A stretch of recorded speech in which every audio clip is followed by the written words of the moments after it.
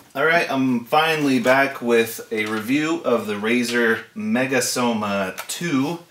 This is their revised edition of the Megasoma, which is a synthetic type of hybrid gaming mouse mat is what they're calling it. And hybrid between a soft mat and a hard mat like the Manticore or the Ironclad or the other aluminum kind of hard mats and the Destructor and such.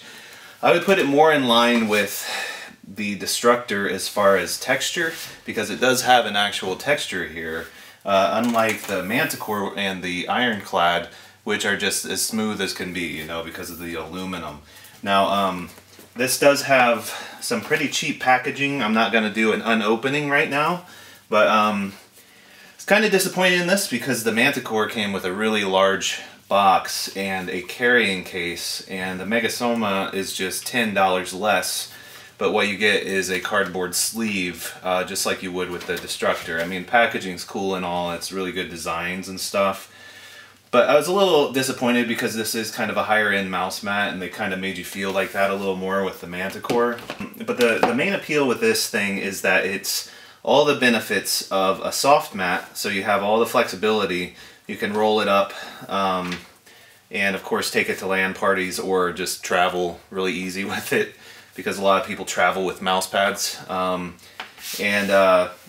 it has the kind of comfort of a soft mouse mat, so it's not going to have that cold kind of metal feel of the aluminum, which you know, it's not a huge difference, but I did notice like this one is a lot more comfortable on the hand than the aluminum mouse mats. As far as size goes, it's pretty much what you expect for these kind of high-end gaming mats. Let me set that here. The Manticore, which I reviewed previously, is almost the same size, but the Manticore is a little bit bigger, about by an inch this way, and they're identical, virtually identical, maybe a millimeter or two here, quarter of an inch as far as length this way, the width. So you basically get the same space as the Manticore. Nothing too big of a deal there. Again, the main difference is going to be your glide. The glide on this thing, I'm really impressed. Now, I didn't have the Megasoma 1, I never tried it out, and I know it had mixed reviews with the material, and it kind of glowed in the dark and all that weird stuff. I think Razer just decided to go back to basics on this one.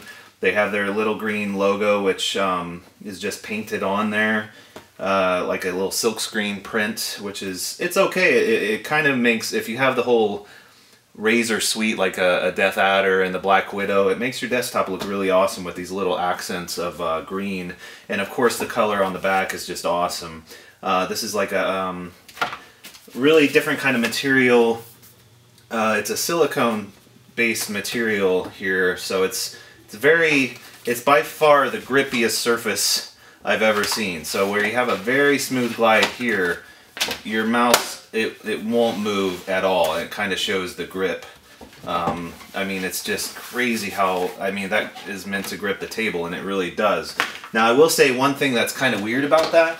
If you're used to the Manticore, see, I shift my mouse pads around because I have the Orb Weaver, so I'll push the Black Widow out of the way and move my mouse mat and my Orb Weaver or something like the Nostromo. I'll move them closer, and with the Manticore, I just did this. With the mouse mat, it works on this table, but on my desk, you have to lift it up and move it because it grips so much. That is such a minor detail, but it might bother some people. It doesn't really bother me that much. Also, I noticed there is a single thread coming loose, so I don't know where that's coming from. If this is all silicone, it looks like, yeah, I could see it. They have a super small stitching that goes around, and I imagine that stitching is to keep these two materials together, this green and this black, for whatever reason. It's really minor or microscopic type of a stitch.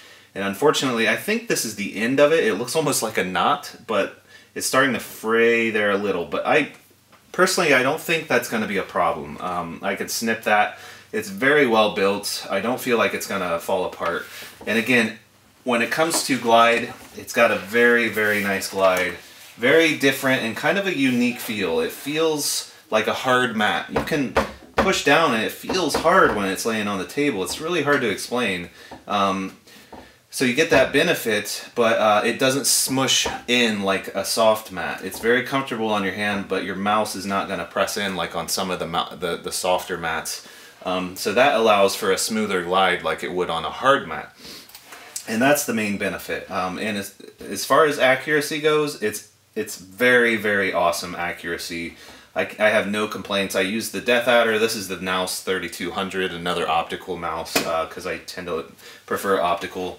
So you can kind of see the size there if you know what this, if you're familiar with this mouse. I mean, and again with the optical, it has the exact same accuracy, I would say, as the Manticore. Which, if you watch that video of mine, you know that I really like the Manticore just because of the accuracy is just as good as it gets. I mean, I can't complain whatsoever about accuracy, because I mean, it just doesn't get more accurate. They did a really good job on the Surface, so I have to say, between the two, I'm still deciding which I like best, because they're both two of the best mouse mats I've ever used, and I've used a lot. I like them better than like the glass ice mats from, you know, the old Steel Series mouse mats and things.